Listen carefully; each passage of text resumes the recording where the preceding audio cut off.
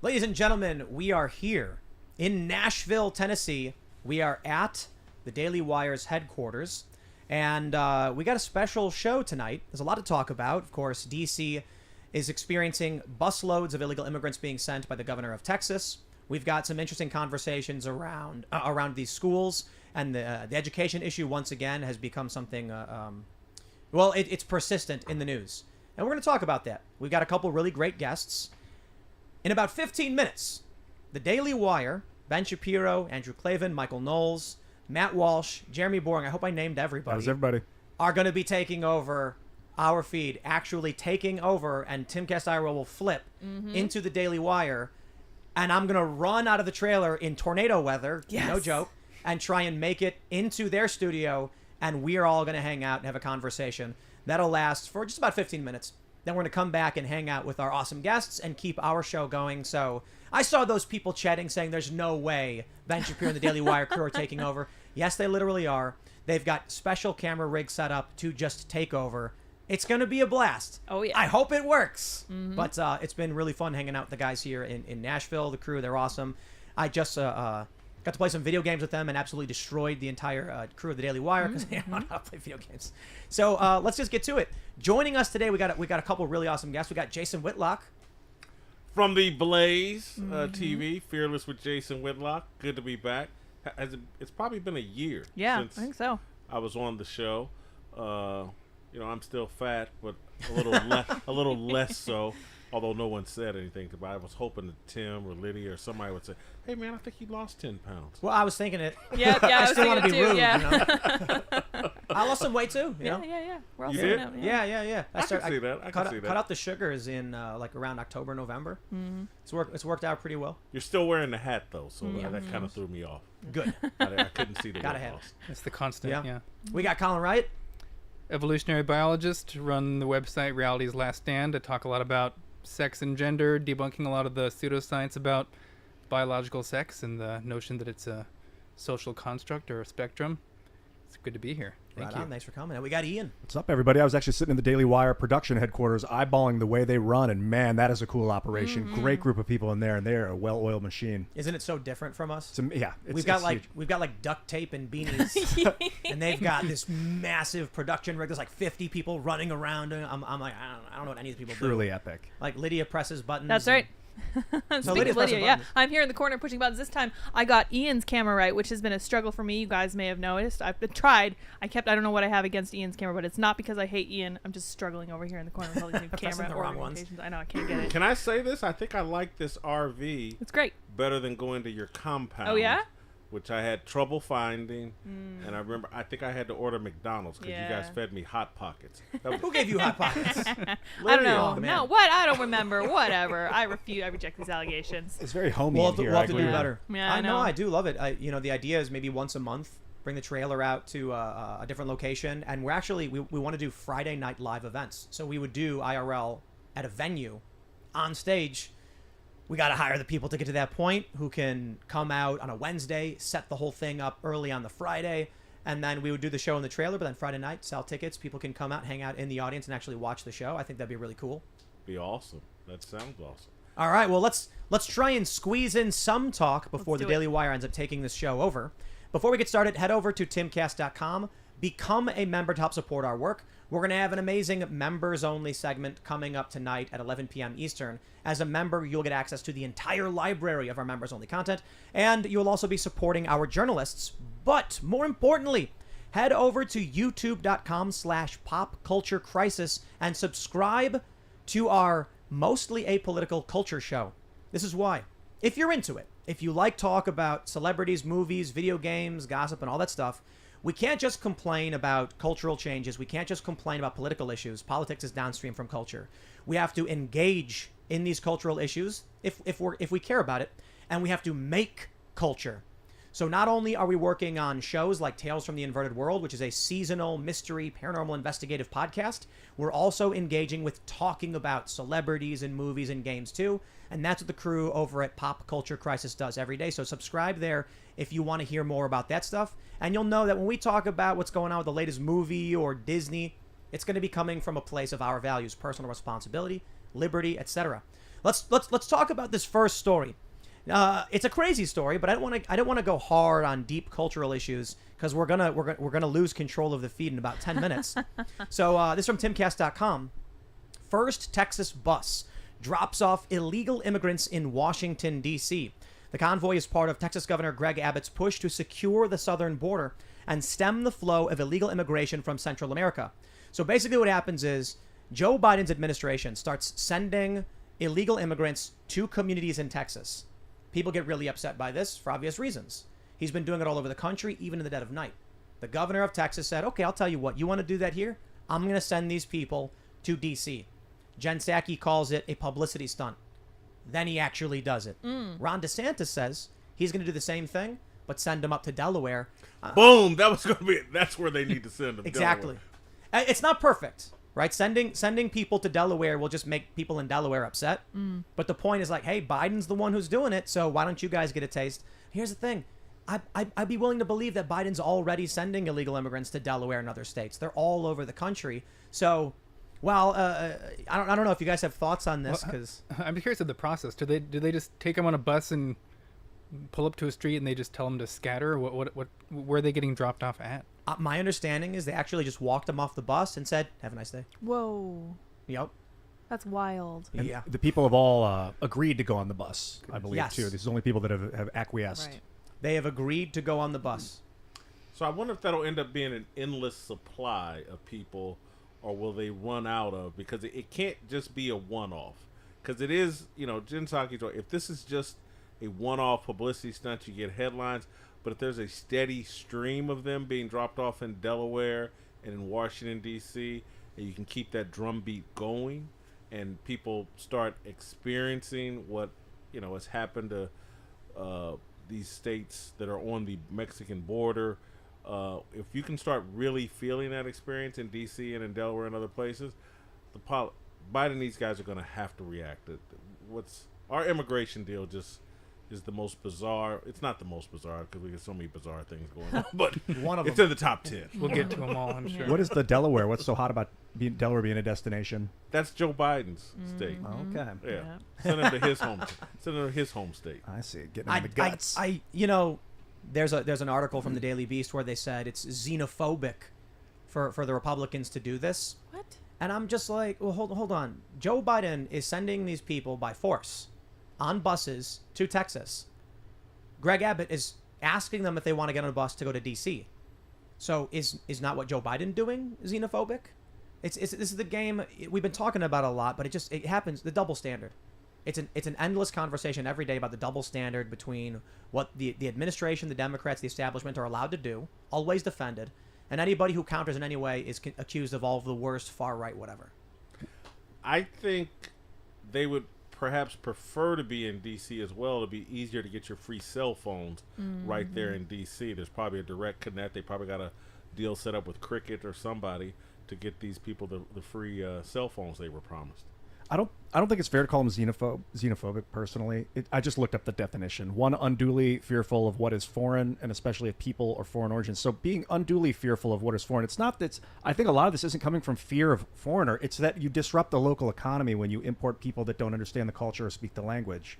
And you got to be really careful about disrupting your economy. The United States is very young. It hasn't experienced a large immigration that completely altered the government. Like when people come in slowly and then all of a sudden they're the ones that start to get there. They happened to the Roman Empire. I mean, it's the way the Roman Empire fell, really, is the barbarians from the north or whatever, they came in over hundreds of years and then now they're the government and then it's no longer I don't know Romans. if I believe in hyper xenophobia, but I am probably xenophobic because I want people that share my values in this country.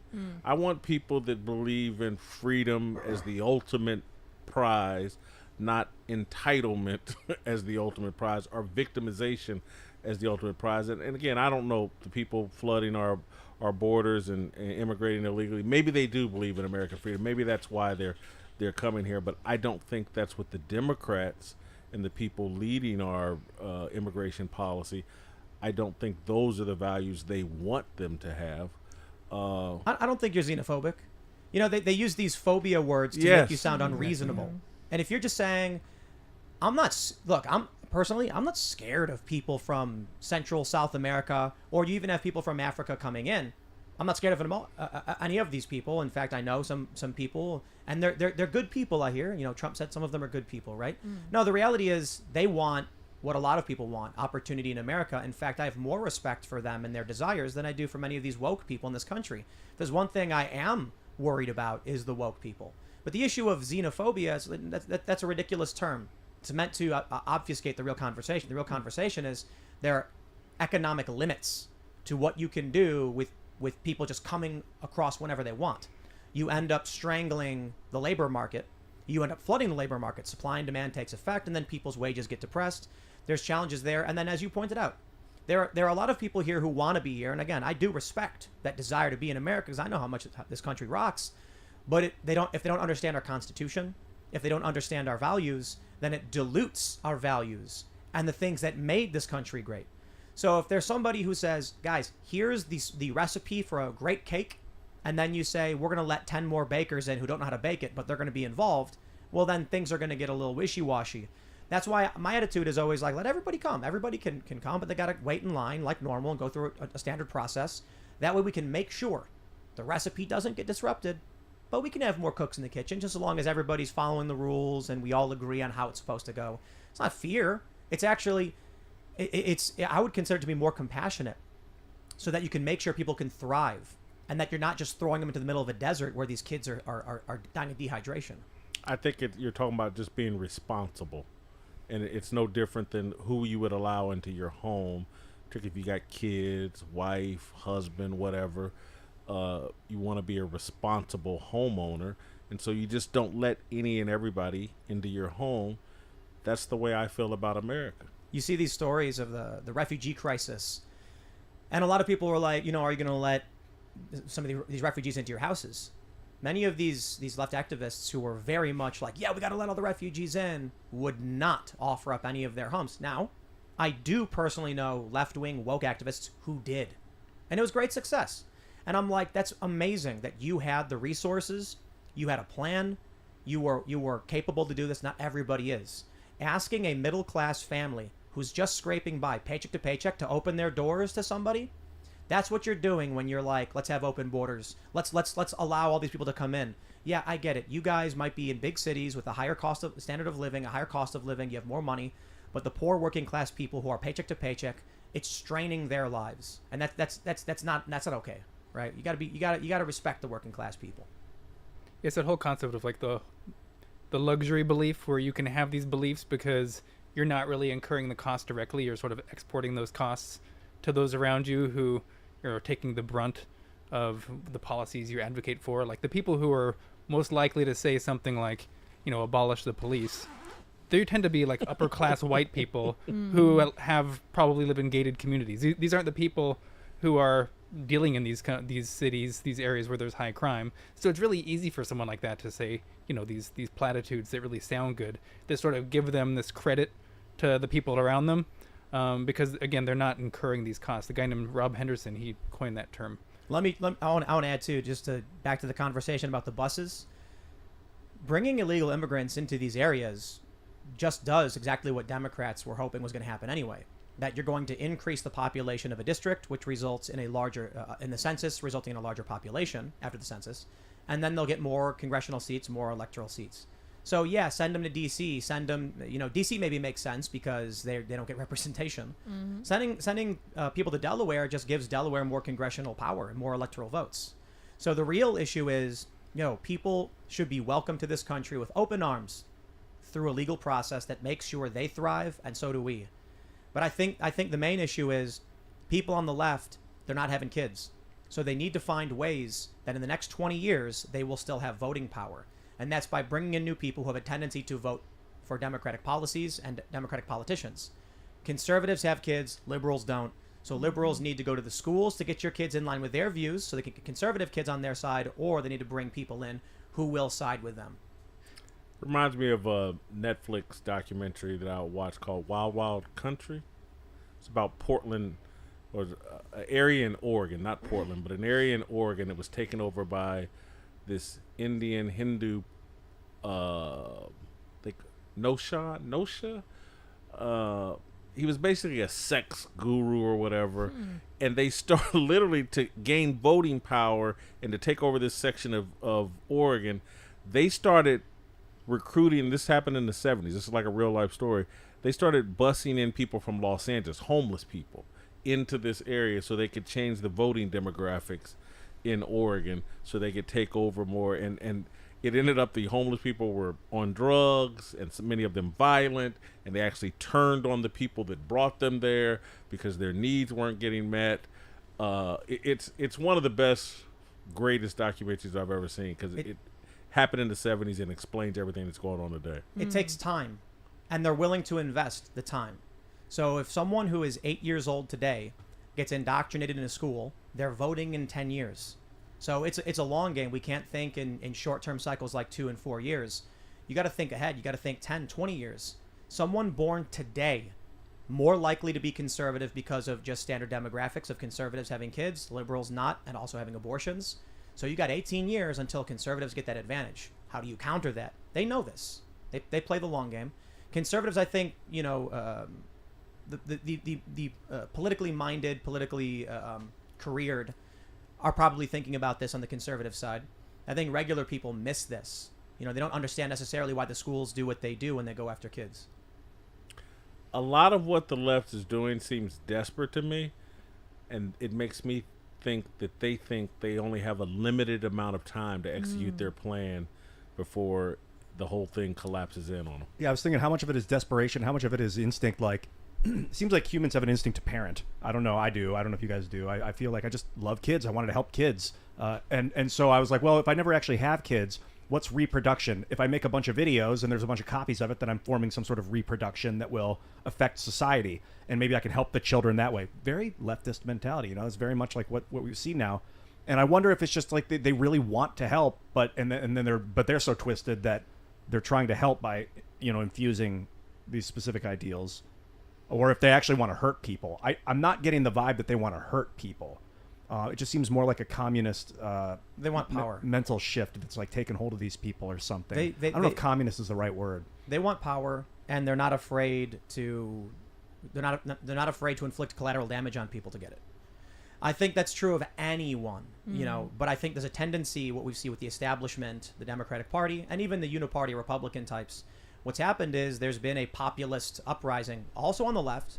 I think a lot of the Bernie people, many of them moved over. 9 million Obama voters moved over to vote for Trump. It's really just about populism. We had Steve Bannon saying he was far right, and then he says tax the rich. And I'm like, I don't know if that's far right, dude. I think that's actually a left position, but it's just a populist position. It's about, are you in support of elites telling you what to do and how to live, or do you think we the people should decide and form our own government? We the people? What were you going to say, Jason? I was going to piggyback. Ian, am I right? Are you an atheist or agnostic? More agnostic than anything. Okay. And so what I see from the left, honestly, is just they think that they're secular, so they think they're God. And it's just a power grab. Mm-hmm. And again, did you probably watch or saw a little bit of like Game of Thrones?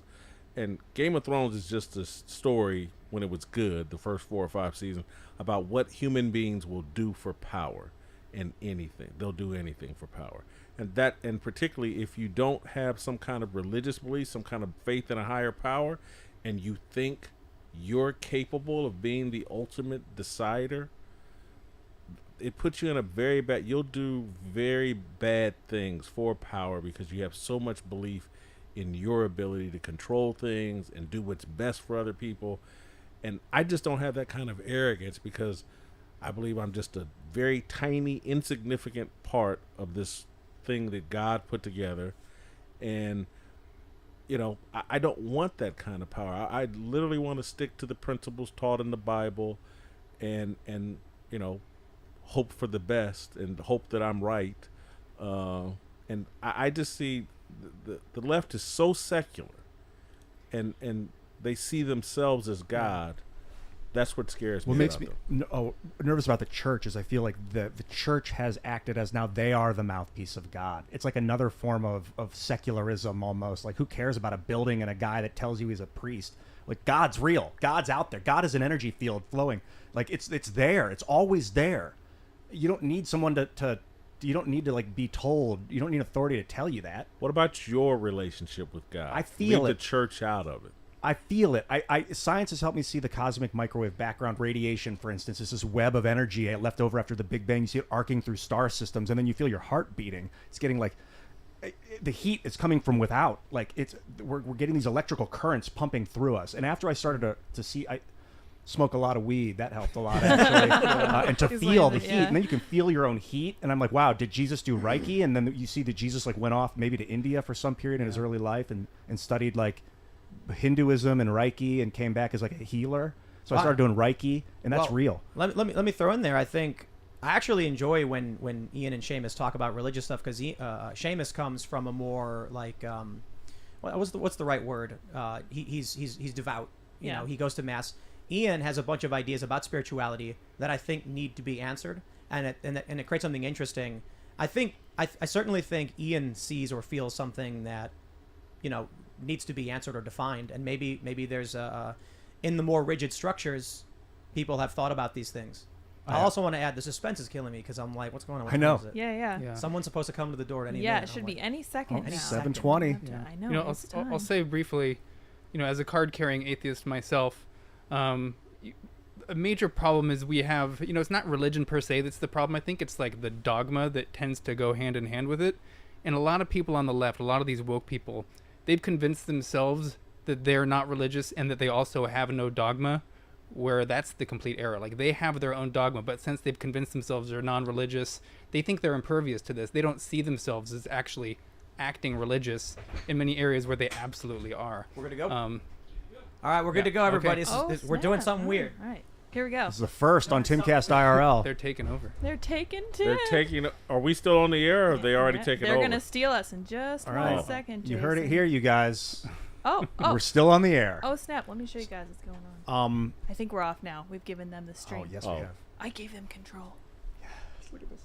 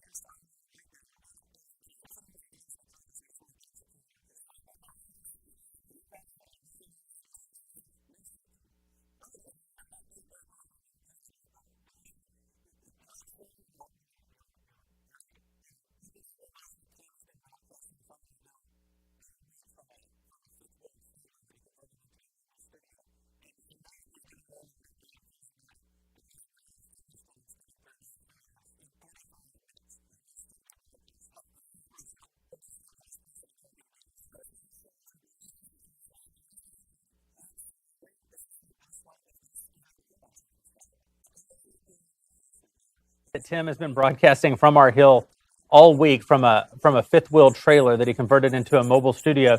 And tonight he's going to learn how God feels about it because we have thunderstorms coming through Nashville yes. in 45 minutes, and he'll still be broadcasting right. from Tim, the most dangerous place in America to be in. welcome Really- to my show, everybody. Oh, good to be here. Thanks for having me. Absolutely. This is the best line I've ever had on Timcast IRL. I really like being on your show.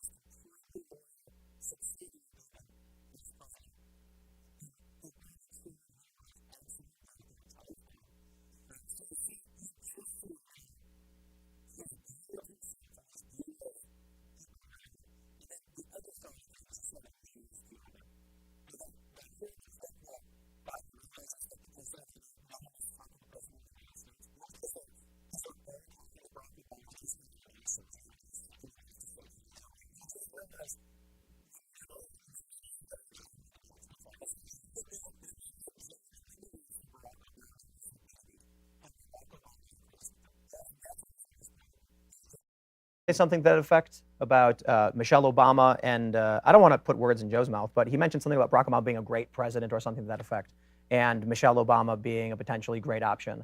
I think he's relevant for one, having the biggest podcast in the world, but I think he speaks to a lot of people who are in the middle and confused or don't necessarily know how they're going to vote come 2022 and 2024.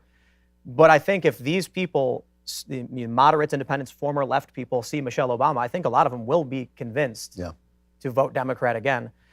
I'm not entirely convinced. For me, my brain exploded after 2020 with just, I'm done with this. Or 2018 even, when I think it was 31 seats that districts that voted for Trump, vote Democrat. And all of these moderate Democrats said, we're going to bring you kitchen table issues. We're not going to focus on culture war issues. And the first thing they do is they move to impeach Trump. And it felt like I was just spit on. I was I had faith that if I just, push back, I donated to some of these Democrats thinking that they'll actually reconfigure things and fix this.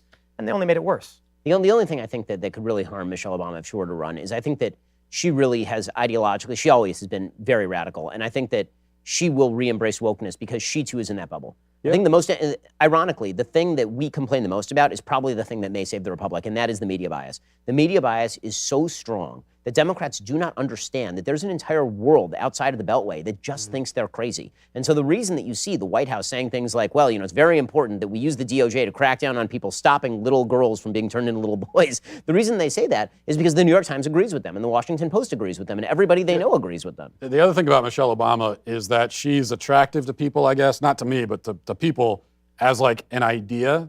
But if she's running for office, then she's actually going to have to be out there talking. And when you listen to her talk, kind of to your point about how radical she is, but also she's just really a kind of a vile human being. I'll never forget this story she told on a podcast somewhere about when she experienced racism. Like she was still harboring this resentment because she went to get ice cream and a white woman didn't notice her and cut in front of her.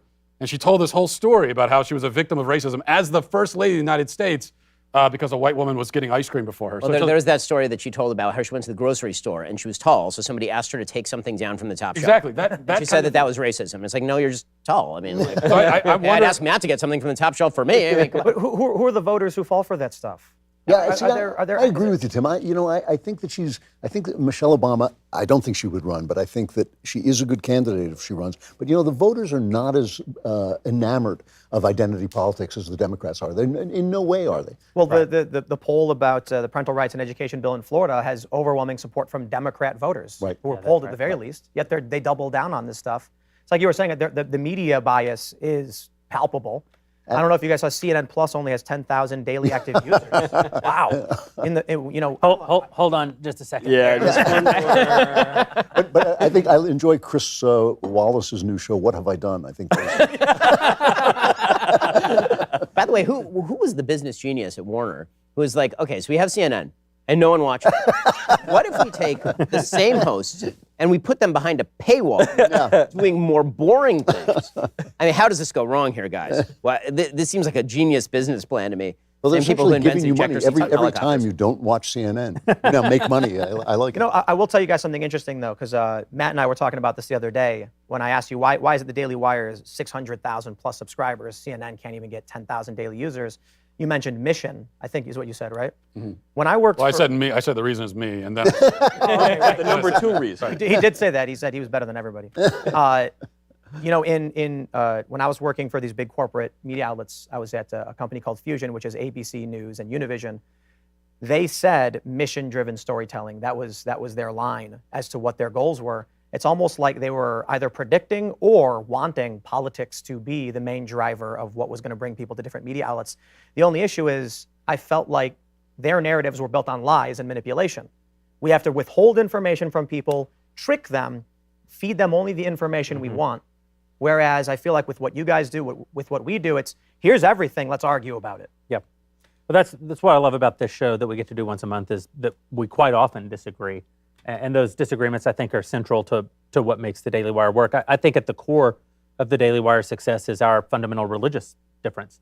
That we talked about it today, in fact, that our fundamental religious disagreement means that central to our friendship is the idea that there's not ubiquity or that there's not Unanimity. Unanimity in our thought. And it's not that we don't have a strong perspective as a company. It's not that we don't have a strong, that we don't have a side in the fight, but it's that we are actually engaged in the exchange of ideas and trying to always learn more and know more and be better. Tim, thank you for coming on uninvited. Please feel free to invite yourself on the show again in the future. Thank you to all of our DailyWire.com members for making this possible. We're going to wrap up because there's a thunderstorm rolling in. This guy's got to get back to his tornado bait trailer, and Ben Shapiro has to get on an airplane and get out of here. Head over to dailywire.com/subscribe. Use promo code BuildTheFuture. You still have 23 hours left to become a member at 45% off. We'd really appreciate you being a member. We appreciate our members making it possible for us to do the work that we're doing, including fighting woke Disney. So thanks again. We'll see you next week. We'll give you a fake laugh. I don't know, one of these days. Should I just run out the door now? Yeah, you should leave. Thanks, guys. It was a blast. Good to see you. Thanks for having me. Odd here. You may have had a technical glitch there in the earlier part of the show. They were talking about Trump, DeSantis, and who was going to run, and then they kind of parlayed the conversation into the Democrats and who they thought was going to run for the Democrats. I thought that Ben Shapiro made a very interesting point about populism when he mentioned Michelle Obama and running a populist candidate. I'm interested to see what you guys think about that. The Michelle Obama question, that part of the discussion is what fascinated me, because I do think she would probably be the best candidate for the Democrats. I do think, again, corporate media is obsessed with, so-and-so's making history because they're the first black woman this, just like we just saw with Ketanji Brown Jackson.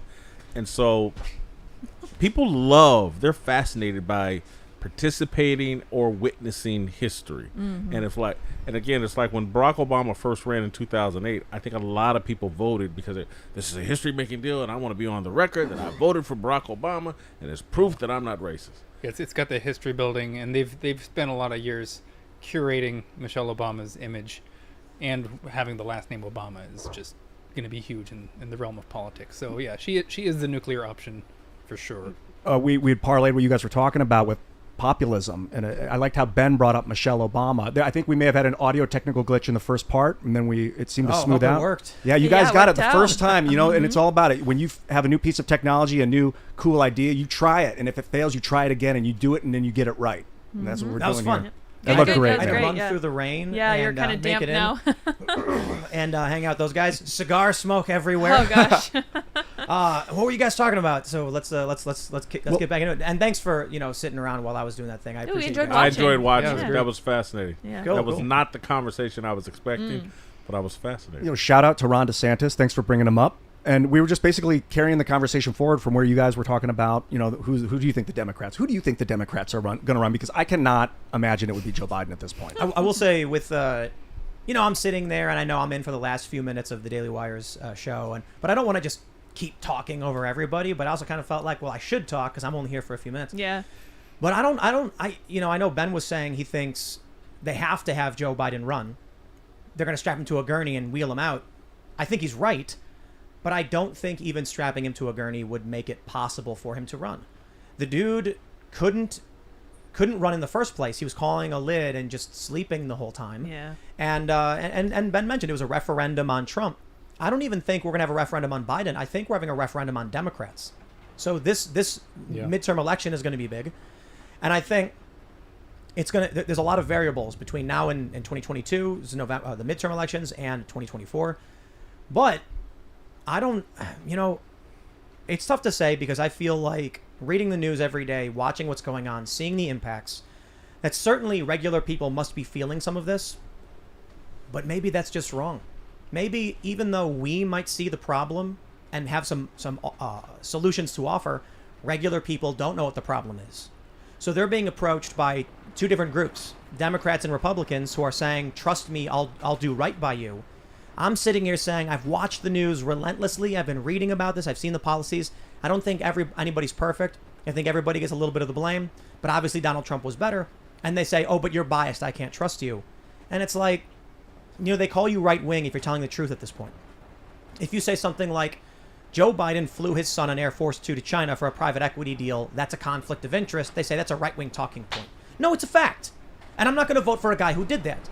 Donald Trump also has, stupid BS for sure. They were advertising Trump golf resorts or whatever on some State Department website. I'm not a fan of that. But if I have to choose between the two, Trump is objectively better. Well, we got a tornado first. Yeah, no, it's super loud. I think this is going to be an election where there's a lot of people, and I put myself in that camp, sort of those disaffected left of center people who are still consider themselves liberals in many sense. During the last election, like I couldn't bring myself to vote for either of the parties. I didn't like Trump. I couldn't bring myself to vote for him. I couldn't vote for Biden either. But if this next election doesn't have Trump in it, I mean, it's just there's so many people I think that are in my boat who there's no reason not to vote for a Republican anymore. DeSantis has all the best parts of Trump, where he's bold, he's anti-woke, he's gonna go after people, he's not gonna take crap from anybody, but he doesn't have like that narcissistic insanity. What's he gonna do next? Is he just gonna start pushing the nuke button or something? And I think that's actually a powerful thing. I think this is the first election in a while where those disaffected liberals are actually free to vote their mind in a way they hadn't been previously. Well, let's talk about these stories that we pulled up. We got one from the New York Post. Mind the tornado above us, friends. I apologize. Pay no attention. This is from the New York Post. ESPN star Jason Whitlock blasts Disney for feminizing sports. Yes, and I think this will play a role in the upcoming elections, in that you've got what's happening with the NCAA swimming with Leah Thomas. And I know I've been critical of people who refuse to speak up, saying if you're not speaking up publicly, how can I defend you? Because people will just say, nobody's mad about this. What are you complaining about if you can't stand up for yourself? But I will say, at the very least, these people will be secret Trump voters. Like we saw in 2016 and 2020, a large percentage of people who would not admit it, but once they get into the polling booth, they look around, look over their shoulders, and then hit Trump a million times. The history because of of things like this. Voting, it's secret for a reason, because that's a natural part of people's minds. When they see crap out there, they don't want to have to stand up and say it, but they're going to vote the way they feel. See the lights flicker there? Ooh. We in the rain now. Wait, how did the lights flicker? We're on independent electricity. I don't know. Magnetic fields. Well, so Jason, let's talk about this. Your take on the feminization of sports. Well, I think a lot of people, it kind of went over their heads in 1996 when Disney acquired ABC and ESPN, and that once you're taken over by Disney, Disney's going to promote its values. There's no greater cultural force than perhaps Disney across the entire globe. And so I think Disney came in with an agenda. I think in 1994, Disney tried to acquire NBC, couldn't.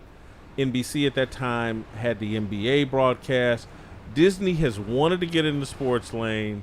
They got into the sports lane with ESPN because they understand, anybody in the entertainment industry understands that live sports is the most valuable asset for attracting a massive audience and being able to preach your values to a massive audience.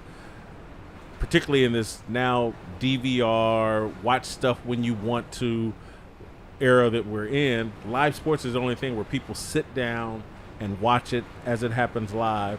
And so they wanted ESPN, they wanted in the sports world, and they wanted to apply their values, their culture to the sports world, and that's what has happened. And I think Disney, based on their attack on young kids and the sexuality and the gender thing, Disney believes in the matriarchy. Disney believes in the uprooting of the patriarchy. Disney is very feminist, and they've applied all those values to ESPN, which is the worldwide leader in sports.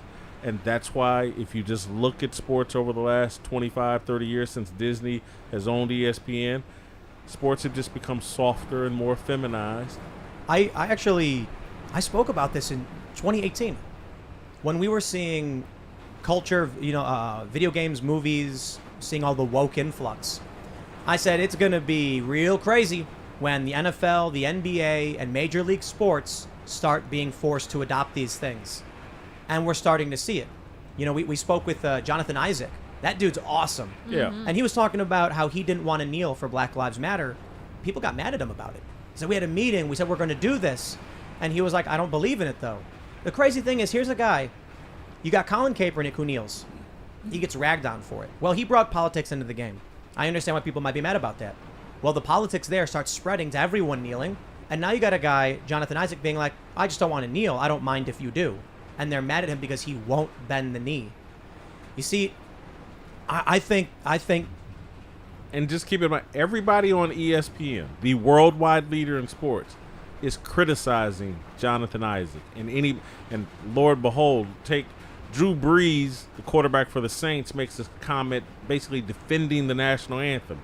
And he gets assassinated, his character does, by everybody on ESPN like he's some racist pig because the national anthem means something to him, means something to people in his family that were in the service. And so that's, again, these athletes are being bullied into kneeling and adopting these values. We're actually, this Sunday, we got a special episode. We did a podcast with Ben and Ben Shapiro and Jonathan Isaac separately. But, he was saying that he doesn't think these people believe in the message, that the players are just kind of, they're told they have to do it, and they're like, okay, whatever, I guess. And, many of them probably outright just don't like these values. I think the reality is a lot of people are Christians. I think a lot of people like families.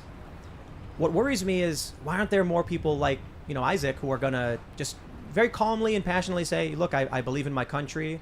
No disrespect to those who protest. I'm going to do my thing. Why can't we at least have more players like that? I imagine it's because the paychecks are so big. Those guys, they make so much money. How can you turn away from a $90 million contract, $10 million contract over 3 years or 4 years or whatever they make? What's an average contract in the NBA right now?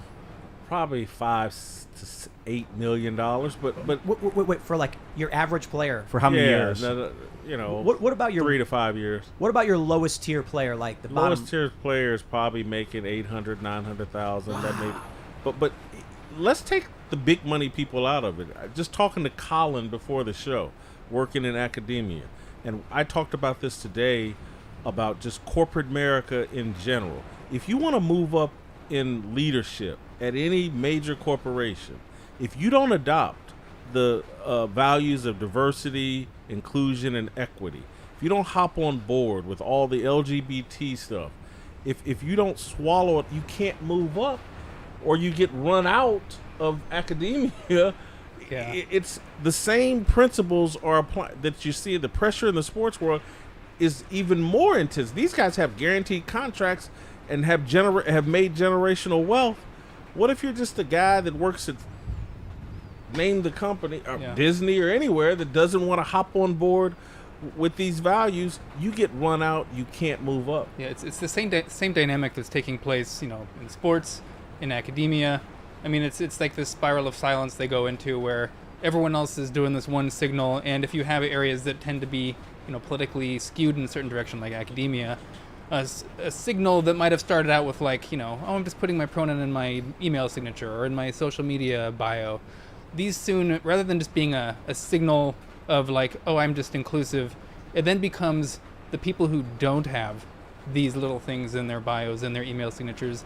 That becomes a tell, because once it gets so popular, then the person who doesn't do it is the one that stands out, and now all of a sudden people can question them and, what are you doing? I'm interested in your experience. You're an evolutionary biologist. Like with the I guess you would call it the emergence or the mainstreamism of the transgender movement, or I don't even know if you call it a movement, but just this whole, like, what's it like in the science community when you're discussing biology? And if you've got a story, or what were you going to say? Well, no, I just want to kind of pull back a little bit what you were saying and merge these conversations. We're talking about the feminization of sports. We've got someone, you're a biologist.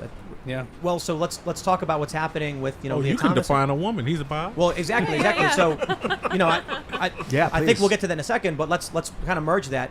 As a biologist witnessing what's happening in sports with the NCAA and all that stuff, what's your take, and what do you have to say for, what's happening? Like, what's your view on it? Yeah, I mean, it's the same dynamic, and it just requires people to feel like they're comfortable enough by seeing other people who are speaking up and not getting canceled to have them speak up. I mean, when I was in academia, there was no one talking about the stuff I was talking about. I was one of the first people to be like, actually, there are only two sexes. It's not a spectrum. It's not a social construct. And, I mean, that was all the arrows hit me at once. And that's a signal to everyone to, who thinks the same way I do, that they're not going to say anything because they see how it happens when the one vocal person comes up. And so it's that chilling effect. And I think that's playing out in sports. It's that chilling effect when someone gets hammered in the media for their reasonable opinion. That just sends a signal to everyone else like, oh, this is a third rail. I'm not even gonna go there. What is this, right? We all of a sudden we have academia terrified. We have one of the most lucrative and high-paying industries, major sports, and they are terrified of this ideology. Well, because they know they can get canceled. They know It's a tool, yeah. that they can get run out of their jobs and have to go independent the way that Colin has. I do want to, and I don't want to speak for Tim, but I do think what Tim was asking you, quite honestly, was like, we had a man, William Thomas, swimming against women I was in there. the Ivy. Oh, you were, and Yeah. that's what he's like. As a biologist, what is your take? This is Well, yeah, crazy yeah, to yeah. us. Well, I mean, it's completely it's completely insane. I mean, so the thing that's underpinning all of it is this gender ideology that is saying that what a man or a woman or a boy and a girl is has nothing to do with your biology, your reproductive organs or anything, and has everything to do with just your internal sense of who you are or your identification with social roles and stereotypes of like masculinity or femininity. That's literally what they think is a man or a woman, which really goes against what we've been hearing feminists say for so long, that a woman can behave any way they want to and still be a woman. You can be a masculine woman, you can be a feminine woman, you can be a feminine man, you can be a masculine man, but you're fundamentally defined as a man or woman by your reproductive anatomy. Somehow this ideology is just taken root. I think a lot of it's because you see these big organizations like the ACLU, like the Human Rights Campaign. They had all this funding, billions of dollars going into something like getting gay marriage passed, which I personally think was a good thing to get passed. But once they get that big victory, what do they do next? They're set up in a situation where they need to find something else to put all this money into. They have all these donors. They're not just going to turn their lights off, shutter the windows, and say like, well, we won. Time to go home. There's no more big dragons to slay. And if you look at where the funding went in these organizations, it used to be all going into gay marriage. And then, what was it, 2014 or 15 when it became federally legal? 14, I think. Yeah, then you see the narrative switch to trans everything, and it's this gender ideology, and it's this built-in apparatus with billions of dollars behind it that is just shunting this money into 0.5% of the population. And we have no response to it. We haven't built up the organizations to respond to this thing now that isn't the next. I used to work in human rights issue.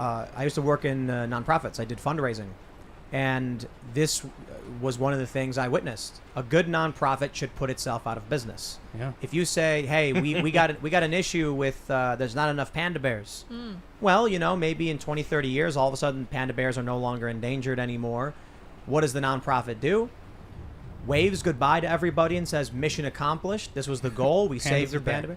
What these organizations will do is they'll say, well, it was never about the pandas. What about the kangaroo? What about this new songbird? They don't want to cease to exist. They like the power they've accrued. They transition. Well, and they have people on they're paying people. They have paychecks. They have they have Lydia got my job. They have I employees. Exactly. I think Greenpeace is a good example of this. I briefly worked for Greenpeace, and the one thing I didn't understand, and I started looking at, I think what's the lady? Do you know the Greenpeace guy's name? Doctor? Is it? It's not. I think it's Patrick Moore, right? Yeah. Is We're it? gonna have him, I think. Yeah. Maybe. Yeah. I know there's also a Paul Watson who left, and he's the Sea Shepherds guy. But I believe Patrick Moore's the name. Can you guys check? Yeah, I'm looking Because now. he's pro-nuclear power. Oh yeah. And so he's been very vocal on similar issues as us. Yeah, Patrick Moore. Patrick Moore. So Greenpeace, it starts because they're opposing nuclear testing. I respect that. I don't like the nuclear bombs being tested and the devastating effects. It blanketed this planet with radioactive particles that interferes with scientific instruments. So it's not good that everybody on the planet was blowing things up to test things. And so they oppose it. And they would do things like send out boats into the area so they couldn't conduct tests. And I'm like, I dig it. Now they're saying nuclear energy is bad. Why? In my personal opinion, because nuclear is a scary word. It allows them to keep the company going and make money. And there's reasons why people like Patrick Moore leave, because they're like, you're off mission. This is not what we're supposed to be doing. These nonprofits, I agree. I think it's a really important point that often doesn't get brought up. I remember I was working for a nonprofit that did fundraising, and one of the organizations they were fundraising on behalf of was the Human Rights Campaign, the HRC. Apparently, and I could be getting this wrong, I was not high up or anything, but there was a conversation where there are a few organizations that were rejecting some bill because it granted certain rights to LGB people, but not T people. And so the Human Rights Campaign was like, we're going to go for this because it's a win. These other organizations were like, no, you shouldn't. So there was a point where they were willing to outright be like, we will advocate for laws that do not protect this group of people. I wonder now if it's just part of the process that once you get certain laws passed, now you can move on to your next mission and make sure the money keeps flowing. You need more scare tactics. I think you hit the nail on the head with a large portion of what we're seeing. Activism can't stop. There's money to be made. This is why we're focusing on microaggressions now. We've ran out of macro ones. Yep. We skipped the desi aggressions, and we're going to be moving on to pico aggressions next, I think. We've run out of... We have a very short supply of racism, and so now racism is, oh, you didn't call me by my proper name. I think we just had a baseball player, a baseball first base coach, I think, just yesterday for the San Francisco Giants. He got called a MF. I can say motherfucker probably on this show. Sure, why not? He got called a... We do try to be family friendly, but we're not gonna cry about swear words. He got called an MF, and he said that when the guy said it, it reeked of racism. What? I didn't know. Literally. What? And so, because there's such a short supply of racism, we've had to expand what is racism. And so now, if in the heat of a sports battle, if you call someone an MF and they happen to be black and you happen to be white, that reeks of racism. I want to, if I can, and I think I can do this on this show, not because I think you guys are going to agree with me, but I just want to say it because Colin said something interesting, and Tim, you push me back in line if I'm taking the conversation somewhere you don't want it to go. But Colin said that you agreed with same-sex marriage and thought it was a good thing. I have to sit here and say, I disagree with that, and not because I have a problem with the LGBT crowd, the gay crowd, or whatever. I think we've moved in the society where we think everything is for everybody. And I don't think everything is for everybody. Tim's jeans, they're not for me, so I should not try to squeeze into them. And I don't think there was a long period in my life where I was very irresponsible in my dating and sexual life, and I was never in the right mindset to be married. Marriage wasn't for me. I had no control over, and so I think we've moved to where we want to make everything for everybody. And so I think my sexual promiscuity, no different than same-sex attraction, it makes me not an ideal candidate for marriage. I agree with the majority of the sentiment that not everything is for everybody, and absolutely, it seems like, it's like the Sarcasta ball in South Park where they make all the kids wear the goofy things and the football becomes a balloon. When you try to make everything equal, then what do? You got to cut off the tall grass. However, when I look at the issue of gay marriage, I agree with Colin. I think this is an interesting conversation. I think it's good. I think it's good in the sense that LGBTQIA plus people should not be discriminated against based on those characteristics. There's questions in what that means when it manifests, like who gets access to specific spaces, like women's only spaces. Does it mean female or otherwise? I think that's part of the conversation we have. But I mean, like, you can't throw someone out of your business for specific reasons. Like we want to be, public accommodations should be equal to all, and we should have. This is my view. It's the more liberal view, I suppose. But I think that if you're a part of society, you're paying taxes, and we're all funding this machine, then you should be able to accommodate someone and not arbitrarily just be like, I don't like the way you look, so get out. But within reason, you can still do that anyway. You can give someone no reason and say, oh, you said a naughty word, and so I have the right to refuse service to anybody. It becomes increasingly impossible to actually maintain control of people's views and opinions. Good. But anyway, just to the point of gay marriage, the question I had when Prop 8 was happening, I think this was in California, was, isn't marriage specifically an Abrahamic institution, which is rooted in going to the church and saying vows before God? If that's the case, then I don't believe it is appropriate for the state to mandate what the church does. However, if the state recognizes marriage as some legal contract with legal ramifications, those must be granted to anybody. Now, there are certainly questions about what the right has brought up, polygamy and things like that. And I'm like, well, there was polygamy a long time ago. It's not here now. We're just talking about cultural shifts and cultural changes. But if there are two people who love each other, and this is the current standard we're in, I think, LGBTQIA+, they should be able to get married and live together, and they should have all of the tax rights and legal rights. I don't want to hear another story about, two men who love each other, and one guy gets sick, and his husband isn't allowed to go in and see him as he's dying. That's a horrifying story. Because it's a man and his brother, his brother gets cancer. He can go in and see him. These two guys spend their whole lives together. They love each other. Look, I don't think that's any of my business. One of the things that arises that's changing everything is going after kids, right? I'm not saying, I think if there's a teacher in a school who's gay and a kid walks up and sees a picture and says, "Who's that?" The teacher can say, "That's my husband." And the kid can say, but you're a boy. How do you have a husband?" The teacher should then say, "Well, maybe you'll learn more about this when you're older. Ask your parents." It's really that simple. When they start saying they want mandatory education on very specific things, where some of these books have been particularly graphic, that's when I'm like, yo, we are not talking about civil rights for an individual. We are not talking about me saying I want to make sure that the people I know and care about are able to be there for their loved ones. We're talking about going to kids and explaining in detail, 5 to 9-year-olds, serious adult things that it should not be up to them. It should be up to the parents. And sometimes there might be parents who are like, my 6-year-old is ready. Okay, well, I personally disagree. I think 6 is a bit too young. You should maybe wait till they're getting closer to puberty, but I'm not the parent. So there are still limitations to where we as a society have to decide what is abuse and what isn't. Talking about marriage a little bit, I think you make a really good point. You got to define what it is and what it means. I think that in the church, it's a union under God, essentially. And I'm not 100% familiar, but it's really about like almost like a magical union with your soul. But then when you talk about marriage in the state, it's just a business contract. And the way I look at it at this current state is I'm treating it like a business contract. I want to give my wife money, my girlfriend, and I don't want to get taxed on it. So I'm going to marry her so I can give her a bunch of money. And stop. My love for her is irrelevant. It's just a business deal.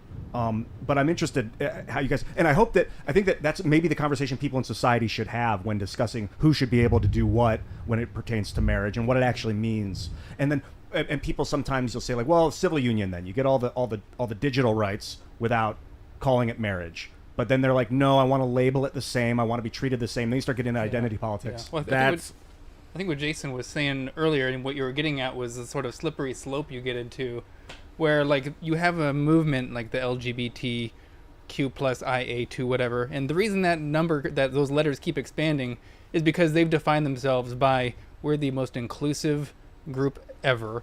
We're going to just accept anyone who's atypical, any access you can imagine. And that leads to them not being able to just really push out the fringes of the people that really shouldn't be part of their groups. Like there are some organizations that will want to add the P, which is the pedophile, to like these types of groups. The P is silent. And they can't police their borders because we're so inclusive. It's an orientation. And by that, like they need to be able to police their borders to some degree because some people are just bad people. Some people in certain ideologies as well. Maybe the P could mean police. Have you guys police for sure? Have you guys talked about the jeweler with the anti-woke ad? I don't know because I wasn't here for a little bit. No, we didn't talk about that. Let's pull the story. We got the story from Timcast.com. Jeweler launches anti-woke ad asking, "What is a woman? What is a woman?" This is a what's fascinating. I don't think this story is inherently newsworthy, but it is interesting that people are starting to push back and just begin to assert that women exist or that women are adult human females. The reason I find this story interesting enough to elaborate on is that it's a jeweler doing it. And why is a jeweler making an anti-woke ad? Well, jewelry, there's a very traditional gender norm in the purchase and delivery, gifting of jewelry. It is very often, typically, a male will buy shiny rocks to present to a female as a sign of, in an effort to woo said female. And then he's like, hold this for me because I don't want to carry it around. Well, I do think it's fascinating when you break it down to its root. It's like, I'm going to reference Chicken City. When you watch the rooster do the dance around the hens, he like pulls out one wing and then shuffles around him. Yeah, he's trying to tell the girl, like, look at me, I'm hot stuff. Males in our society buy shiny rocks and present those shiny rocks to women like, look at me, look what I got, I can afford this for you. And it's courtship. If you get rid of gender roles, you're going to eliminate, to a great degree, jewelry. People are doing tattoo rings instead. They're moving away from this. So I guess to break it down, what we're going to see is industry dependent upon gender roles are going to start becoming resistant and pushing back because they want to exist. Much like you mentioned in a previous segment, nonprofits have to keep moving forward with new groups to fight for. Industries that rely, like let's talk about honeymoon escapes, where they have rooms designed for a male and a female specifically. I mean, they're going to be like, what do we do in this new environment?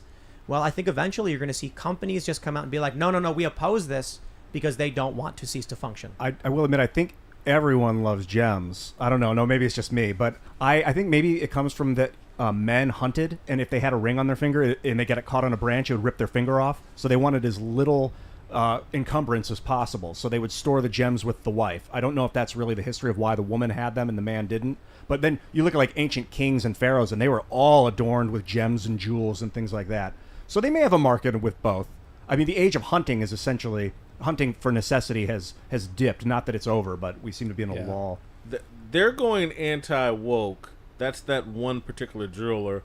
I tend to agree with Ian, because what's going to happen, these businesses are going to adjust to the new normal. And so, like, this is particularly acute in the black community. Our culture is so matriarchal. Women are at the head of the black community. I somewhat reluctantly have to admit that. And so what jewelers are going to start doing is they're going to create the custom of women buying gold chains for their men. They're just going to adjust their business model. Again, it's no different for me. I'm 54. I'm old. My dad always drove a Cadillac. I now watch sports events, and the Cadillac commercials now all feature black women mostly. They used to market it to black men. That was Cadillac. That was the joke. That was the stereotype. Black men drove Cadillacs. Cadillac has adjusted. Black women now drive Cadillac. Is it working? Is the marketing working? I don't know. I just know what I see, and I'm just when you watch car commercials and there are black people in it, they're catering towards the black woman primarily. One thing a lot of people notice is that commercials will have mixed race families very often. Have you noticed this? Oh yeah. Well, of course there are more. What's the right word? Same race marriages or. Well, no. I mean, yes, but I mean, the people who complain about it tend to be more identitarian. So they're like, why are so many commercials now pushing this? And I'm like, whoa, slow down there, buddy. They're not pushing it. They're trying to make money off everybody. And my opinion is that they'll end up making money off nobody, right? So the point of the commercial is you mentioned black women with Cadillacs. I think it's fine if you want to market to whoever you want to market to, right? I was watching TV and a dating app commercial came on featuring interracial gay couples, and I said, look, I have no issue with interracial gay couples. Like, by all means, have your life, live your life. I'm just curious as to how much money they spent and how much money they think they'll make off of a market that is probably small. I'm not saying they shouldn't do it. They can do what they want. But it's interesting that the left's position would be like, it's good they're doing this ad because of diversity, but are they advertising to a group of people that don't actually want their product, or there just aren't that many, there's not that many people to buy the product when you're trying to relate to them? So in the instance of marketing Cadillacs to black women, I'm wondering if a culture exists that has black women saying they want this vehicle, so when they see a commercial, they feel represented by it, or would they just be like, I don't want that car? Well, I wonder if they're seeing their representation as, an interracial gay couple. That might not be who they're actually targeting. That might be who they're portraying in the commercial, but they might just be targeting the people who would just care about that sort of identitarian thing generally. I mean, but I understand. However, and maybe it's just my assumption, I would imagine that, a young white woman might be like, oh, that's so nice. I'm going to use Bumble. Because, I mean, look, you're saying here's a product for you, and the you is someone that is not part of that demographic. So if the commercial said, our app is for everyone, male, female, LGBTQ, it didn't say that. It just said find love, and it showed, an interracial gay couple. And so I wonder if these companies will wokeify their marketing to the point where regular people will not feel represented by it. So in the point of the interracial couples in commercials, me personally, well, I don't care, because I come from a family like that. So I'm kind of like, yeah, whatever. But if you're selling Kellogg's, they used to have commercials where it'd be a black family and they're giving the cereal to their children, or it'd be a white family. Now it's mixed, and I wonder if white families or black families see themselves in those families or just feel like that's not me. I would think psychologically, if you have a successful solvent company in your marketing, you would allocate 10% of your marketing funds to off-market people that aren't part of your demographic. You'd probably do experimental campaigns here and there, but only if you're already successful. I can't imagine a company that is just starting up would try to market to people that they didn't think they were going to try and sell to. I had a question with you about gems really quick, Colin. Biologically, is there any evidence that men or women are more drawn to shiny objects? I don't know specifically in humans, but there are a lot of species, a lot of insects as well that do these like gift giving. They call them nuptial gifts, and it's kind of funny because sometimes they're shiny, sometimes there's like a built-in bit of nutrition to it, but you also see like this cheating behavior where some male fly will try to give this gift that looks like it's containing all this nutrition, but it's actually hollow. It's sort of like the cubic zirconia version of like an animal trying to give, to dupe this female into like mating with them by giving them a hollow hollow gift. It's usually men giving the gift to the woman. It's almost exclusively the males. And doing it's usually it, because they're seeking a mate to have a child with. Yeah, okay. they woo them over. And so I imagine the gem industry is probably similar to that then. Yeah, I want to add a point to Tim's deal or the conversation in terms of America, what these companies think they're doing and perhaps are doing. It's just like you talked about with the Democratic Party and their immigration policy. They're playing a long game. And so the primary values, freedom and individualism, used to define America. That's what everybody wanted. I want freedom and I want to be individual, do what I want to do. They're trying to make diversity and inclusion the primary thing, and so they're appealing to people that believe in inclusion and who define their identity around how inclusive am I. Oh, I'm inclusive of trans people. I'm inclusive of everything, and so that's what they're marketing. It's almost like marketing patriotism, and like the NFL and sports have sold themselves.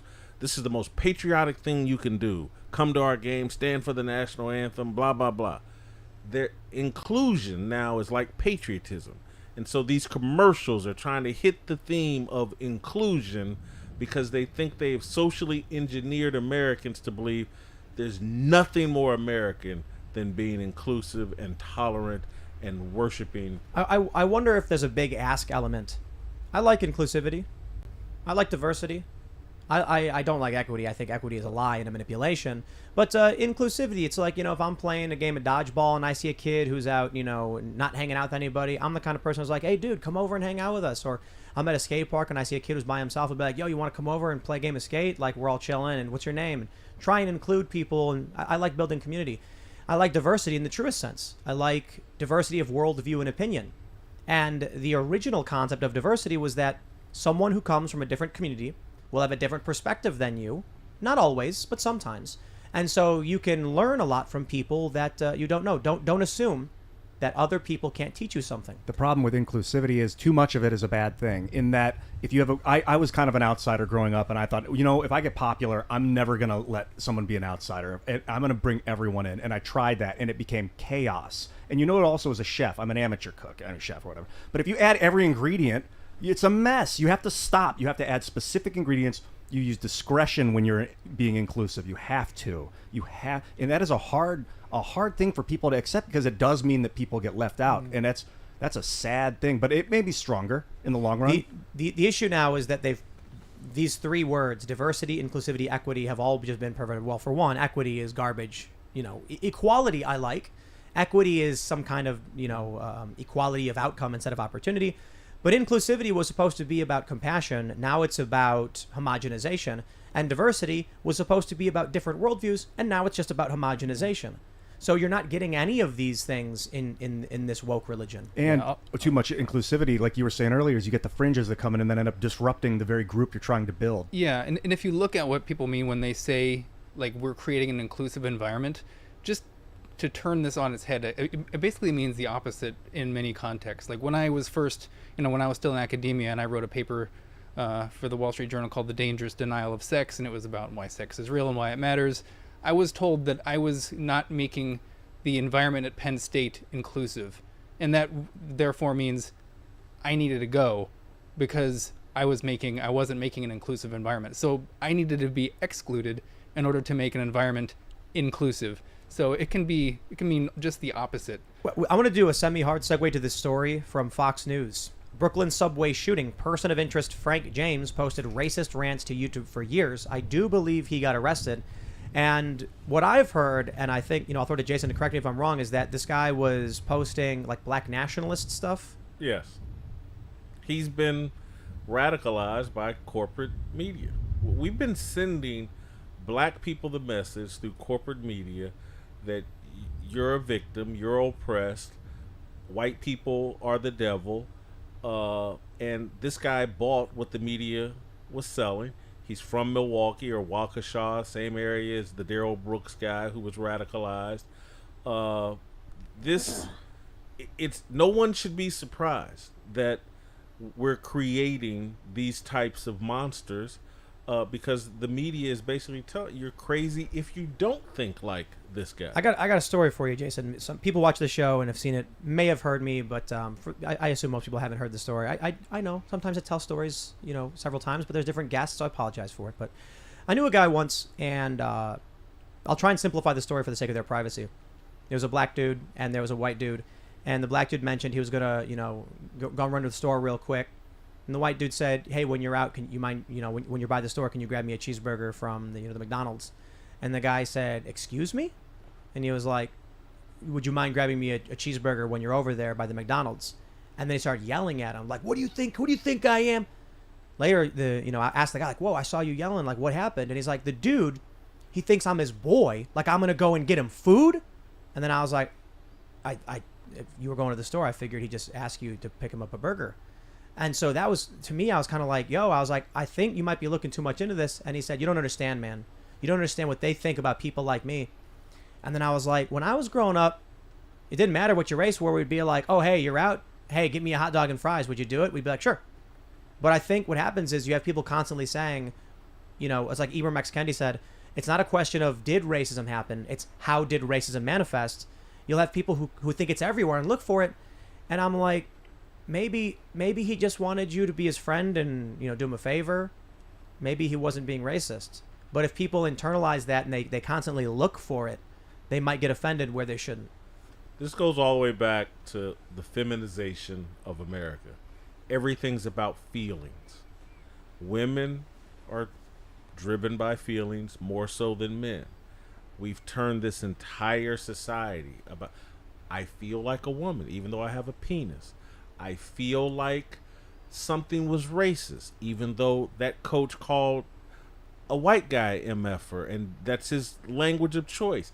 Even though that same guy that asked to get a cheeseburger asked his white friend to get him a cheeseburger the week before. But if I feel like it was racist, it is. And we all seem to accept that standard. No, I don't personally. Growing up, I had friends who would use racial slurs for all of us, and he wasn't racist. It was just edgy young punk humor. We watched Family Guy and South Park, so he'd go around and we'd all laugh at it. He would call us names. I'm like, I don't care, because he's my friend and I know he's just trying to take jabs at me and it's funny. And he would call himself names too. But today's day and age, it's like you can't belittle these ideas. When I look back on what it was like being a kid, having a friend who would call people names, it felt like he was taking the power away from it. He would say something that was ultimately meaningless to all of us and was meant in jest and kind of playfully, so we never got mad about it. Nowadays, they've empowered it so much that even asking someone to grab you a burger is like the epitome of racism, that it's everywhere, always. And it's not the right, it's the woke who claim they're anti-racist, who are funneling as much oxygen into those fires of racism as possible. Yeah, I wonder, is it biological? Like, is it in the diet, in the plastics in the water, the microplastics and the... It's a big leap. All these chemicals, like, that are making people so tense and edgy that they can't, like, not get angry when they hear these things? I think a lot of it's just sort of ideology going around. It's making people, mentally ill in a way that they're Social media, man. Yeah, it's a lot of it's social media. A lot of it's clicks. A lot of people are staying at home. They just don't have their friend circle. I mean, this is the stuff like Jonathan Haidt, Greg Lukianoff wrote about in Coddling the American Mind. We're seeing all-time highs of sort of mental health issues, depression, sexlessness among young kids. Not young kids, well, college-aged people. Yeah. I'd hope sexlessness in young kids. But I mean, there's this skyrocketing rates of mental health issues, and this is, I think, we're seeing sort of a manifestation of a lot of that. We have this focus on these microaggressions. So when I was in graduate school, I remember hearing from this other grad student. It was a black woman, and she was talking about how she had this insane interaction that was very racist. She played ultimate frisbee, and we were like, well, what was this incident? And she had just started playing ultimate frisbee in this new league, but she was very athletic, and so she did really well on the first time that she played ultimate frisbee. And so some friends after the game came up to her. They had never met her before, and they said, man, you're so good at ultimate frisbee. Have you ever played before? And she was like, no. And then someone else said, well, that's just good genes. And she took that as being an instance of, this microaggression because, oh, I'm black, I have these good genes. And I heard this story, I remember thinking, no, the first instinct was, have you ever played before? Have you practiced? Is that why you're so good? And she said, no. And then well, what's the other alternative? You're just have a predisposition, you're athletic. You're a natural. Nature versus and then nurture. So she dismissed the nurture part, the practice, because she had never practiced before. And then because the next available option was you're a natural athlete, that was racism. And I just remember thinking, like, this is completely insane. Black people, Frank James, we have been conditioned to believe the highest level of our existence is being a victim. And so we look. That's how you prove you're black. I'm a victim. Mm-hmm. And so for that woman to prove her blackness, she's on a college campus, I would imagine. Is that what she was a grad student. Grad student on a college campus. She's lived a very privileged life. There's probably black people that tease her. She talks too good of English. She's too smart, blah, blah, blah. And so her way of expressing her blackness, boy, you wouldn't believe the racist shit I went through. Oh, someone at Ultimate Frisbee said I was a natural. Boom. That's how she proves she's black. You want to know what's crazy? I experienced racism in my life. In fact, we had a guest on the show. I don't want to bring up his name. Let him keep his peace for the time being. And when I said, I understand your worries about racism, my family dealt with some of this stuff. He said, no, you didn't. You're lying. You're a white boy. And I'm like, okay, so like, if I agree with you, now I'm wrong? I don't think I think a lot of it is just power. It is this fascistic ethos of there is no truth but power. This guy's clearly not on my side. He doesn't like what I have to say. So when I reach out and say, I understand that because I've experienced similar, it's denial and rejection. No, you are wrong. It couldn't have happened to you. And I'm like, that's just the weirdest thing to me. You try to relate to someone and say, I can understand your argument, and they basically spit in your face. Yeah, if I was or like, slap your I microphone. really like your skin color, man. You have really nice skin color. Like, I don't hear that compliment going around a lot, but you can compliment someone's bone structure. You got really nice cheekbones. I was told this today. So I had to get makeup for the Daily Wire. Oh boy. They do this thing where they're like, they're very polite about it. They go, would you want to do any touching up, any makeup? Because I got like a blemish here and there. And I was like, I'm good. I think it's fine. Like, you sure? Just a little bit? I mean, we can do it. It's no big deal. And I was like, if you guys think it's I need it, they're like, oh, no, it's fine. We might as well, right? They're trying to be polite about it. But every hammer needs a nail. That's but the makeup you know artist. what? You know what the makeup artists always say? Maybe it's just true for me. They say, you have great skin. No, I imagine they say it to everybody because they're doing makeup and they got to say that to you. And did I go, excuse me, what does that mean? Are you talking about the color? No. I'm just like, yeah, okay, whatever. Let me ask y'all a difficult question. I think because it'd be difficult to be this transparent, but this is the Tim Pool show. You guys are really transparent. And Tim, I know you're not white per se, but do you have trepidation in dealing with black people you don't know because you anything you say can and will be potentially used against you. Does that thought cross your mind? Coming in and talking to me, it's like you watch my show, you know my reputation. Oh, I can be myself. It's Whitlock. But when you're dealing with perhaps someone black that you don't know, do you sit there and think like, oh my God, let me be very careful? No, not after I see their eyes. We are the brain, eyeball, spinal cord creature moving these saltwater bodies around. You just look in the eyes, man. It's not that we're all the same. I used to say that a lot, but it's like I don't even like all the color and the shape fades away when you're communicating with someone, and everybody appreciates it. That's been my ethos since I was like 14, at least since I was 2. But really when I was 26. You know what it is for me? It's politics, not race. Yeah. When there's that study, I think I was at Yale, we talk about quite a bit, where conservatives speak to black people normally, but liberals like dumb down their language, which is it's insane. I couldn't imagine doing that. And so, for me, I'm like, I really just kind of talk to everybody the way I talk to everybody. I might have, I think it's fair to say there are certain assumptions we might make about people based on race, based on the politics of of our environment. But I would say 99.9% is just like, I'm going to talk to this person the same way I talk to everybody else because I don't want to make assumptions about them. Yeah, first, especially based on we're race. not different races. We're the same species, the Homo sapien. And I like talking to people with different, I guess it's called ethnic backgrounds, or like different genetic backgrounds because our ancestors lived in different environments. Like the Asian ancestry, maybe because the winds were so biting in the Mongolian plains, they squinted. And over generations, the babies were just born so they didn't have to squint, Or people with darker skin than mine had a lot of sunlight. People with light skin like mine, their ancestors lived at night. Everybody has darker skin. My dad, one time, I was at the beach, and my dad was like, "We lost Ian. Where's Ian?" They looked on the beach. They saw a glowing white thing. They're like, "There he is." And he was right. Here's what I think is important to understand, especially like when it comes to race. There's different physical characteristics. Say hair, for instance. There's different hair products for white and black people, or not even necessarily white and black, but there literally are different hair treatments and styles. So there's an assumption someone might make, but it shouldn't change. These things don't change the way you treat a human being's their soul, their spirit. I wonder about this because when we talk with people like Seamus of Freedom Tunes, for instance, and he very much believes in the soul and the body as being one. I'm like, is it something that people who don't believe in a soul will treat you like nothing but the body and ignore your inner? You know what I mean? You know what I don't like? They'll look at you and think your race is you, instead of wondering about who you are as a person because you have a soul. I don't like when I talk to people about people with dark skin, if I'm talking about the difference of light skin and dark skin, because it's relative to my skin color. And that's really rude of me to act like that. Like, I should be talking about people with light skin and just see it from other perspectives than me as like the 0 point, as the starting point.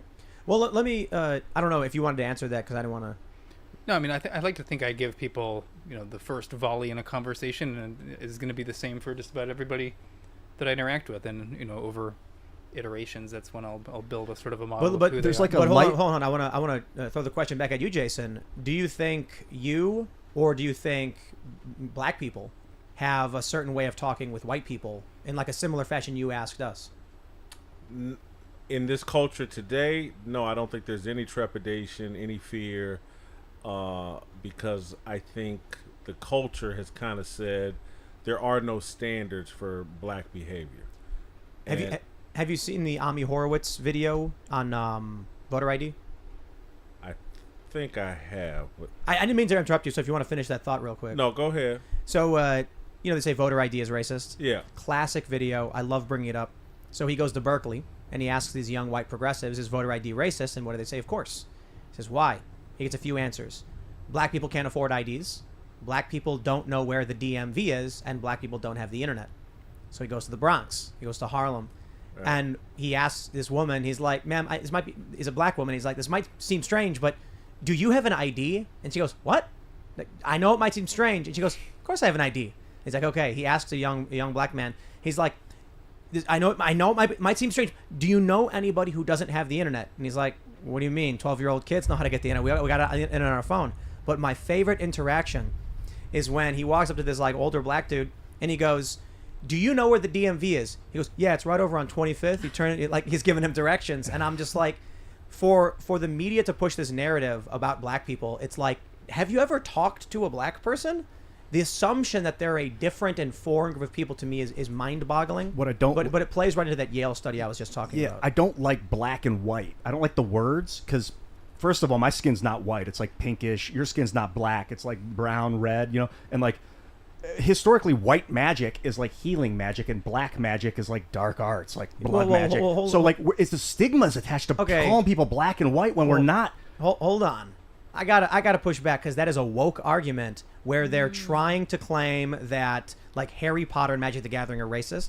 Denigrate. White and black is a reference to night and day. Exactly. It's not and race. when in the daytime you can see the predators coming, and at night you can't. So there's this inherent like scariness to the dark night, So like, I don't like that people use black and white. I don't like black. I mean, I obviously get where they you're say, coming from. Then man. stop playing Magic the Gathering because black Never. and white magic. But I'm a white mage through and through, but that's just 'cause I like to heal people. I get where you're coming from because it's like the word blackballed.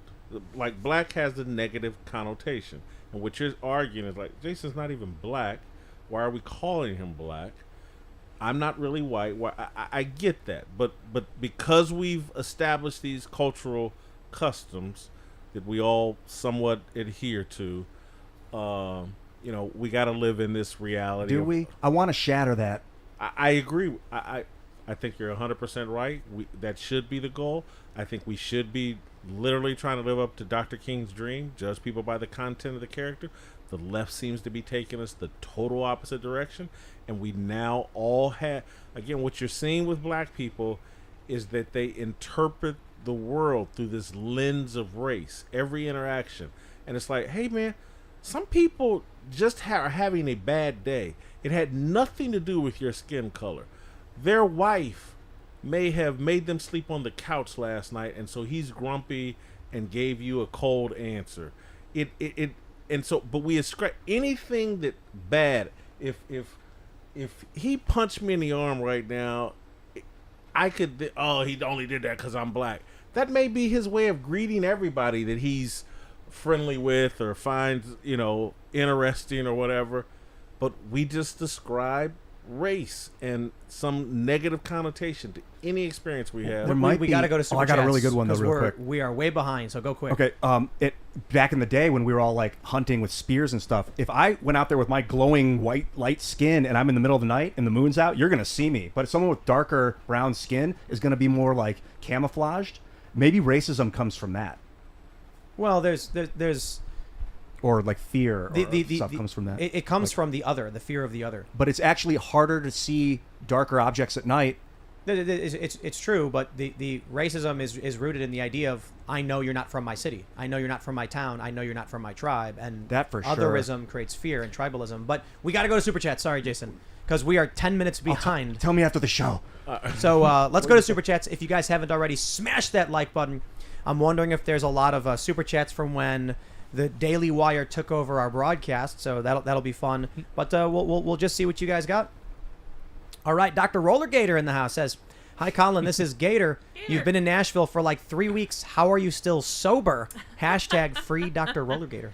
I mean, I've been hitting up some of the bars around town, doing some moonshining and distilling and all kinds of stuff. So we're going I don't know if I can say I'm sober. You come into Redneck Riviera.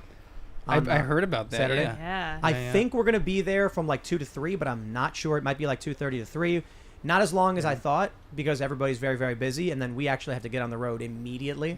That was actually a big part of me coming to Nashville, is because I Googled craft distilleries when I was downtown visiting, and like 50 popped up, and I was like, okay, I'll move here. Yeah, sounds good. Right on. All right, let's read some more super chats. All right, Jace McNeil says, "Hey Tim, watched the vlog today with the troubles of the camper. Would love to be your full-time truck trailer driver. There were problems? I did not see any of them." The comments on the vlog are like, "The first 11 minutes were hard to watch. I'm a truck driver. Hire me." Well, all I know is I showed up in Nashville and the trailer was here. Yep. Because the crew took care of business. So I'm good. All right, Leor Engelstein says, "The latest Quinnipiac poll finds Joe Biden with a 26% approval rating among Hispanics, lower than his rating among whites, almost like people like laws." Yeah. I imagine a lot of the people who escaped communism don't like the idea of socialism, the same. For sure. All right, Free Men Die Free says, you still owe me Timcast IRL episode with Ron Paul. Luke said he can set it up. One of the most important figures alive to have on your show. I would be honored, We and gotta I go down would there. love Yeah. to have Dr. Ron Paul on the show. Where's he based out of? Texas somewhere. But it's actually somewhere. I don't know, somewhere in I know he's in Texas. Yeah, Texas, he's but down like- there. in the heart of Yeah, Texas, it's I doing- believe. Deep in the heart. Yeah, that's my understanding. I mean, yeah, don't we know if should that's we true. should absolutely figure it out. And he's an older guy, so we should probably get on that. I'm a big fan of Ron Paul, and there's this I'll just put it that way. I love the idea of liberty. I've always I've never agreed with him on everything because he does have more traditional views, but the idea of I will leave you alone is very appealing to me. So I'm like, Ron Paul, I think it was Ron Paul who said, you can be a socialist in America, just buy land and make your socialist little commune. Yep. Boom. I'm like, yes, please. That's what I always tell people. Left libertarian is like, I'm gonna buy a farm. Me and my friends are gonna live on it, and we're gonna share our fruits and vegetables together. That's it. You want to scale it up to a big city? Good luck. I don't see that happening. All right, Medic Knight says, Tim, ask the Daily Wire crew if they're familiar with the Libertarian Party Mises Caucus. If so, they should have Dave Smith on their show to discuss debate ideas. Would love to see Dave versus Ben Shapiro. That is an amazing idea. Yeah, that is. And I think I feel like Ben would be absolutely up for Let's it. do And it. Dave is amazing as well. So if I'll definitely ask him about that because we're big fans of Dave and Michael Malice as well. I would love to see Michael Malice talk with Ben Shapiro. Wouldn't that be amazing? That'd be Have so they never fun. had a interaction before? I don't know. feel like Maybe that maybe needs they to- did. Maybe they did. Huh. Certainly. Who is your ultimate guest wish list person? Who, if you could interview one person? Oh, I don't know. Ron Paul. Ron Paul would be great. I We don't already know. got Joe Rogan. Well, I mean, yeah, that's a little different. It's cool to have like the king of podcasting on your show, and he came in and hung out with Alex Jones, so that was a pretty epic moment. I don't know how you top that, to be honest. Alex Jones and Joe Rogan came on this show at the same time. It's crazy. Who's yours, Jason? Man, that's a great question. I should have thought. I'll answer after he reads the next one. Let me think about that. All right. Nick S says, I hope you got a high-speed camera so we can play back you and Ben at speed the human ear can pick up. Someone, just said, turn the speed down to 50% because we did a sit-down with Ben Shapiro today. It'll be up on Sunday in a bonus Sunday episode of it'll be like, I think it's like an hour and 15, 20 minutes long. So just, half speed, and you'll hear us talking like this. That's an interesting point, Ben. I'll sound like Sam Harris. Yeah. Otherwise, it's going to be like, well, but that's a Put people really to interesting sleep. point. But you got to understand what's going on in these colleges and these kids in these schools. We both talk very fast. So I mentioned that to one of the crew guys, and they were like, oh, yeah. I know who I want to interview. There's who is two it? people for different reasons. Barack Obama, because I'd like to challenge him on the way he handled the race issue. But probably the person I'm most fascinated with right now is Bill Maher, because I think he's been completely red-pilled and is just trying to ease his way up out of HBO once he can get his podcast up and rolling. And then he's already telling us what he thinks, but I think eventually he's going to tell us what he really thinks. Bill Maher said in 2019, was it, bring on the recession, because he hated Trump so much that all the pain and suffering we see. I just someone tweeted about it, and I said, am I supposed to forgive that? Yeah. Am I supposed to? No. I mean, probably. No, I think he should be held to account about it for Yeah, it. but and, still forgive. And I think he should. I think I don't know if Joe mentioned this to him because he was on a show recently, but I mean, it's the first thing I'd say. I'd say, Bill, in 2019, you said bring on the recession, and so many people are suffering. People are at risk of losing their lives. People, I mean, and look in Shanghai how bad it is. You wished this because you didn't like Trump, and now things are worse. So it's like not only did you wish pain and suffering on people because you didn't like Donald Trump, maybe you were scared, that I can get, but Biden is worse. He's objectively worse. So you wished for pain and suffering, and you got an extended state of it. That's Yeah, not okay, man. Let me add one That's a point. luxury belief. that I Let mentioned me earlier. add one point to that, because I wanted to say it earlier when we were talking about your conversation with the Daily Wirecast about presidential candidates. This is why I'm of the opinion that Trump not running in 2024 might be a blessing, because when Trump's not in office, it makes the Democrats actually have to defend their positions rather than just saying Trump. You ask them any question, they just go totally agree. Trump. And so once you take that off the table, that's why I think you're seeing Bill Maher pivot so much, because he can't just holler Trump like he used to. So Harry Toe says no audio. Someone is getting fired. Yeah, what happened with the audio? Was it? I don't know the techniques. Do you? So I know a little bit about it, but I think the Daily Wire was sending us 2 channels that were canceling each other out when you were listening with headphones. So if you listen with headphones, yeah, because we had people who were like, "It's fine for me. I Weird. can't hear a thing at all," and everybody's like, "Okay, When- refresh the page or whatever." So When did Andy it- unplugged one cable and he made it all go away. How long was the audio out for? I'm not sure. It was a few 9 minutes there minutes. at the beginning. 9 minutes. It was Yeah. like the first half, or less than the first, a little bit that's less. a bummer. But if you go back and rewatch the show without headphones, you may be able to hear it. Yeah, so now you Interesting. know for sure. Like that was the issue. We had 2 different. I forget what they're called. I think they're called 2 different channels. I'm probably explaining this wrong. I'm not the. But you 80 guys in person. here heard everything like Yeah. normal? Yeah, we did. We Crazy. heard everything. That, Yeah, that's yeah. happened before. It's a weird thing I've seen happen before. Yeah, it was funky, Crazy how that happens. but it did bring a lot more attention. You know, so. you know what we'll have to do? We'll have to, and people were, so Benjamin said, everyone go to the Daily Wire live stream because you Oh, want yeah, yeah. But you know what we'll have to do is just if we have that glitch on our recorded version for the podcast, we'll have to just check for it, I guess. Yeah, we'll see what's up there. Well, you know, guys, someone said, how long was this planned for? And I was like, the entire time we were planning on coming out here. Yeah. Well, like a couple weeks before, I think. But when you get here and you're trying to duct tape everything together, to be like, how can we pull this off? Because we need their feed to come to our trailer. We'd like run cables and do all this stuff. And these things happen. It's truly magical. If you guys could see behind the scenes of It the was production capacity that went into it, it was. Even with all the awesome Daily Wire tech people, it still required a lot of thinking. We practiced it 3 or 4 times beforehand, and it was quite the production. It's funny because you see us hanging out all chill, but man, there are people running Oh, around man, pointing. it's crazy. and- All right, let's see what we got. James just says, can we fix the audio? Well, Yes. we did. Yes, we can. How long was I up there for?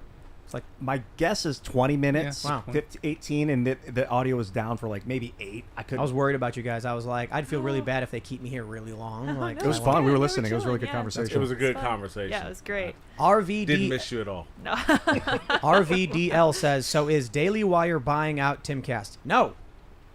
We are, Timcast.com is a very large company. It's relatively large. Timcast.com has around, what do we have, like 35 employees? Oh, Timcast. Yeah. Timcast.com is the website. Well, yeah, but Timcast in general. Yeah. We're a big company. I mean, this trailer we're in is probably like a $200,000 rig. I'm always telling Tim, man, hold on to your IP, bro. Take it to the top. But, you know, We've got I think partnership's the key. no investors. We've got no influence behind anything we do. I am but a single dude who started making YouTube videos and has continually, just every day I wake up, I put a brick down. And I think that's important.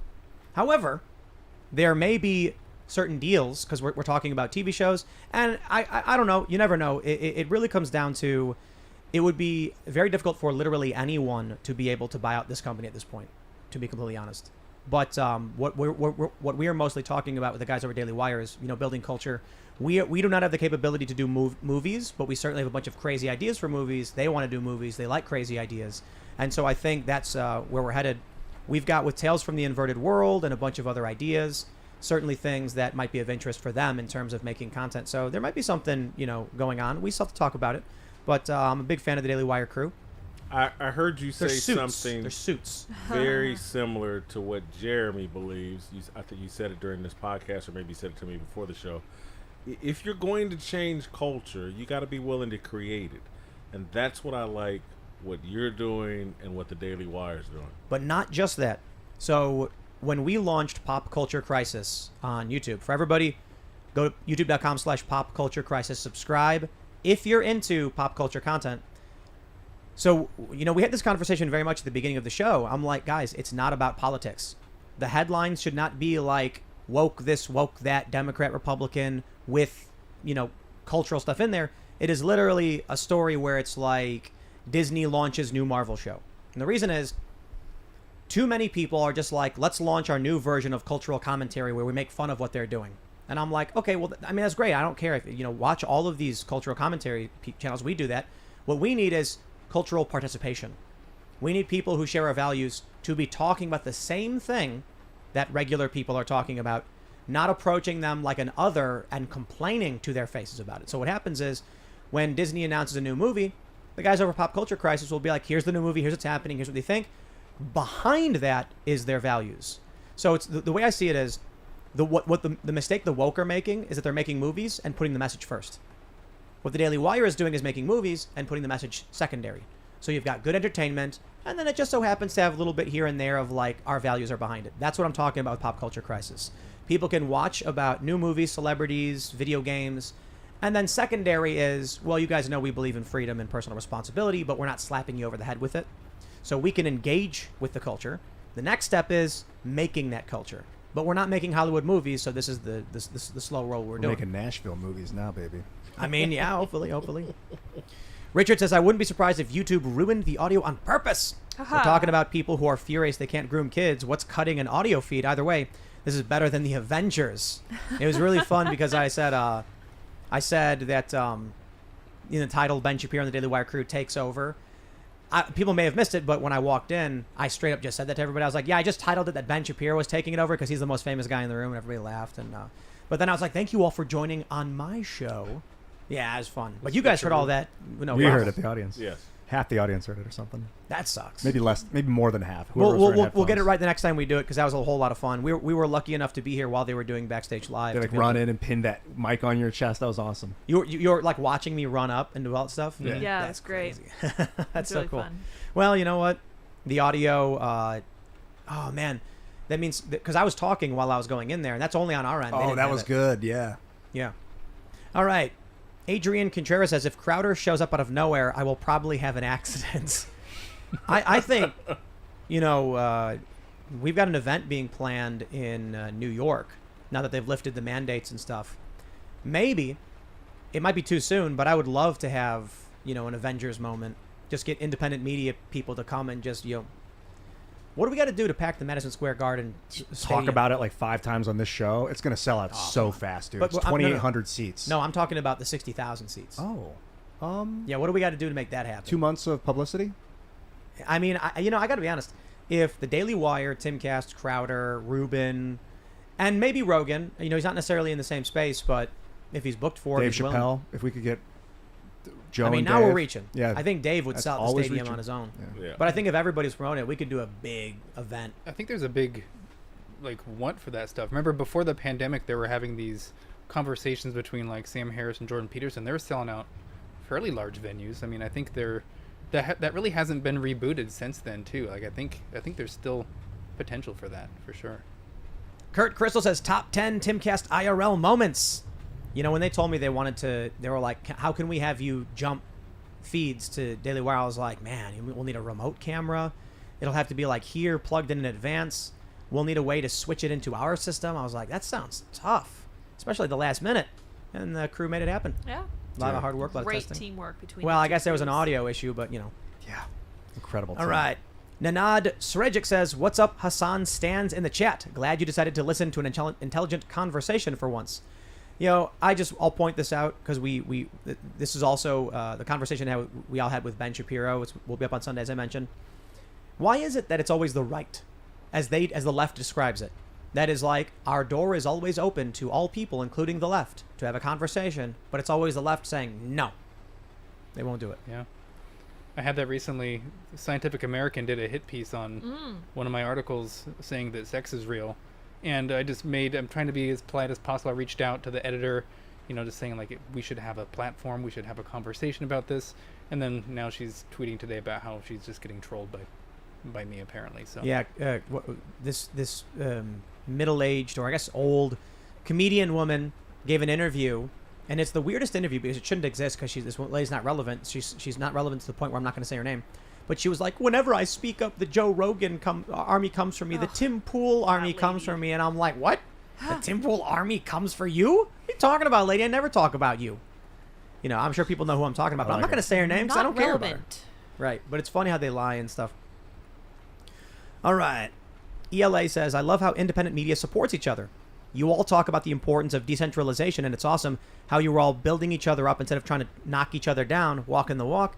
Well, because I think one of the thing that actually unifies, despite the differences in politics between the Daily Wire, us at Timcast, or Steven Crowder, is that we agree to disagree.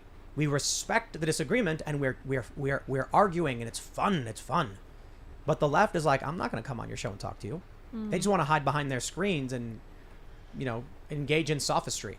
Well, it's rare that I disagree with someone 100%. So even when you were talking about, your Christian perspective and I'm, a card-carrying atheist, there's truth to what you're saying about, gay marriage and things like that and, slippery slope stuff. So to me, it's just like finding those areas, like what is the truth in what you're saying? What can we work with? How do we overlap? I think there are the people common humanity, really, that are searching for truth, and there are people promoting an agenda. And if you're searching for truth, you'll talk to anybody, because who knows? That person may have some piece of truth that you're not aware of. If you're promoting an agenda, you're going to stay away from certain people. Scott Knowlton says, Tim, you should relocate to Nashville. Make Nashville the conservative Hollywood. I think one of the big things conservatives have going for it is that post-liberals are basically conservatives now. Like, look at this guy, Ian. What up? Can we get Ian? Look at him. Look at Hi, him. everyone. Look I think of myself as neutral. Can I be neutral? Just like centralized and neutral? But think about what you were saying about how you didn't like white and black, magic, because it's like a negative reference. I mean, that's a pretty liberal statement. But when we have conversations, you can disagree on certain ideas. But what we do agree on, for the most part, between the Daily Wire and us, is a story true or false? Were the Covington kids being racist? No, they weren't. But the left thinks they were, and that's what makes them left. There's times for every human to be liberal, and there's times for everybody to be conservative. And then if you start labeling yourself, I'm a big C, this thing, that's identity politics. Don't worry so much about that. Boxes you in from the truth. Away from the truth. Yep. The distinction between left and right is truth and fiction. The left keeps falling for every hoax. The right challenges these stories and then turns out to be right most of the time. So I think when people say we should move to Nashville to make a conservative Hollywood, I'm like, look, conservatives don't think we're conservative. You take a look at me walking into the Daily Wire HQ, and I even mentioned, I'm like, look how I'm dressed compared to everybody else here. I think, we might have come from different worlds a little bit. I'm wearing sneakers, jeans, and a T-shirt, and they're all dressed very well. I go in there, especially Michael Knowles. Oh, absolutely. and I, they're not uptight people. They just dress, for uptight business. Well, they're suits, right? And so I'm like, their suits, we're street, but if we can agree on the basic facts, the conversation can exist. We can disagree on certain things, but we agree on what reality is. So if we came to Nashville, the big advantage that the right has right now, conservatives have, is there are many people like me. I know a lot of pro skateboarders who they message me periodically. They're like, love your show. We're big fans. We agree. Because we don't like what's happening with the authoritarian cancel culture. People do not want to live in fear that someone's going to try and destroy their life. Let's move to Nashville. Let's get a studio like an hour out of town. We just put this big investment into dude. Freedomistan, and Nashville's ridiculously expensive. Like an hour out of town, that's kind of far. 40 minutes out of town. We're 9.5 hours away.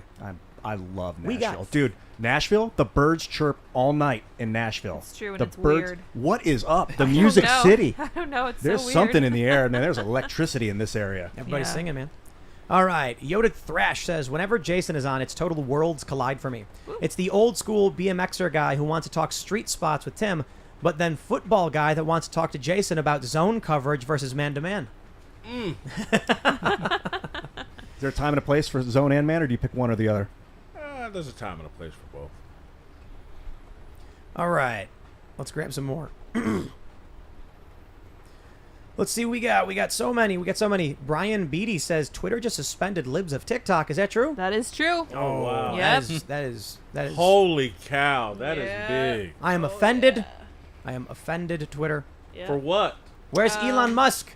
He hasn't tweeted in days. Yeah. Well, there was that thing that Twitter had, like the new policy they put in. I think it was maybe even a year ago, where it's just like if they're posting people in like public spaces, and everyone always said this could be something that they might use to then just be able to remove accounts for violating sort of these types of things. This could be that coming to roost. So we got some super chats. I think there was a sound cancellation thing happening. Yeah, so that's what I'm talking about. It's happened to me before. Yeah. So I once did a Skype with somebody, and for some reason we couldn't get the audio to work. And then I can't remember exactly what the issue was, but it was something like this.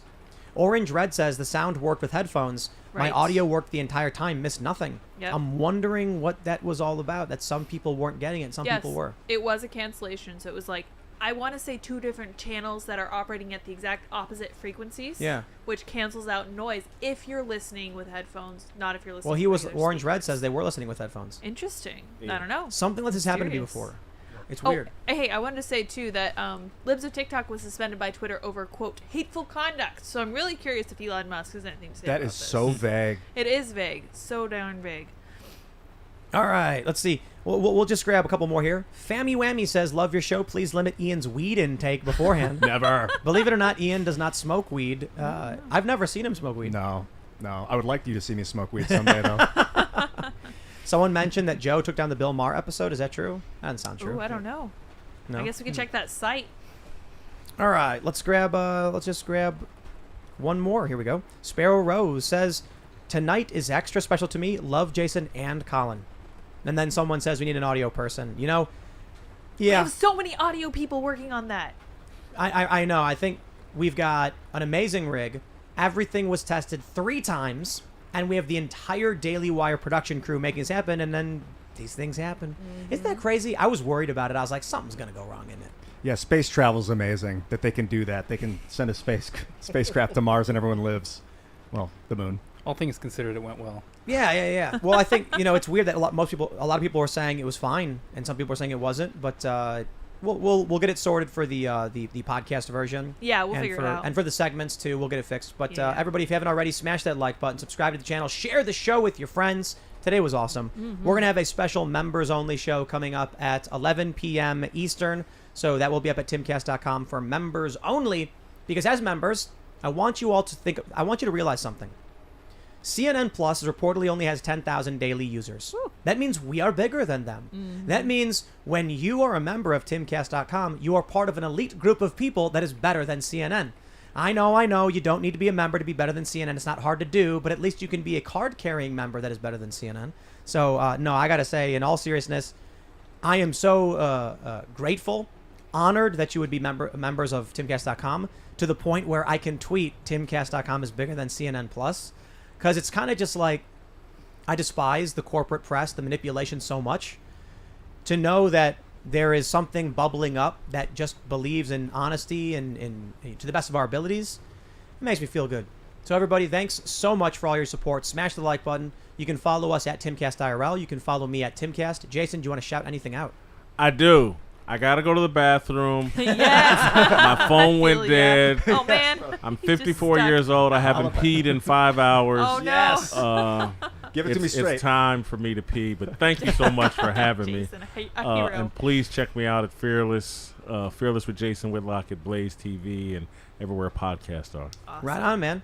Thanks for coming. We appreciate it. Colin, we you want to do. shout anything out? Yeah, you can follow me on Twitter at swiperight. That's WRIGHT. And check out my website, realitieslaststand.com, for good commentary on sex and gender. Right on. Nice. Ian Crossland here. Love you guys. Thank you so much for coming. That was great. Thank Hopefully you. do it again soon. Yeah. Sooner or later, whatever. Do it again. Anytime you're in Nashville, hit me up. Yeah, baby. Thank you guys all for tuning in on this super fun night and for bearing with our sound issues. I will try to fix those. I'm sure we'll have no issue with it. You guys may follow me on Twitter and minds.com at sourpatchlids as well as sourpatchlids.me. We will see you all over at timcast.com in just about an hour. Thanks for hanging out. Bye guys.